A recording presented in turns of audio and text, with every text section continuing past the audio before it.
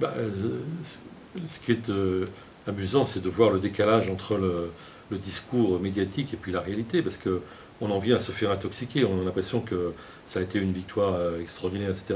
Quand on regarde les faits, on observe que c'est pas tout à fait le cas, mais c'est bien joué, parce qu'il y a eu en effet une telle campagne médiatique sur le gentil Hollande qui a terrassé la méchante Angela Merkel, qu'on a fini par y croire.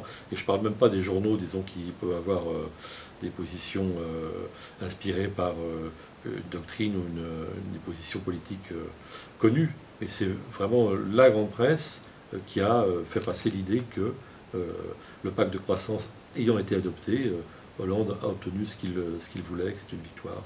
Hélas, ce n'est pas tout à fait la réalité.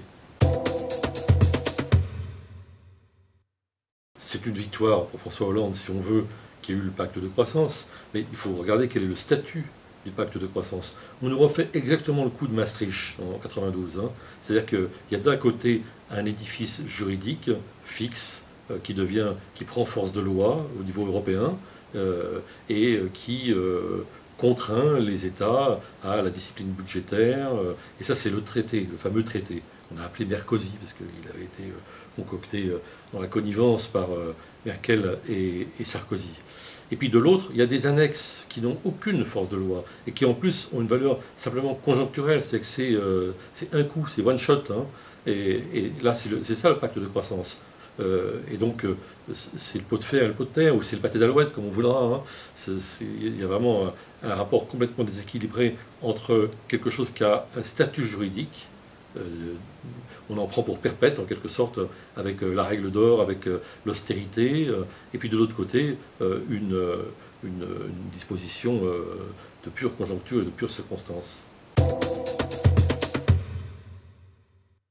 Non, parce que, bon, d'une part, beaucoup de ces mesures qu'on a appelées pacte de croissance, ces 130 milliards, sommes qui sont abondées pour aider les banques en difficulté, étaient déjà dans les tuyaux.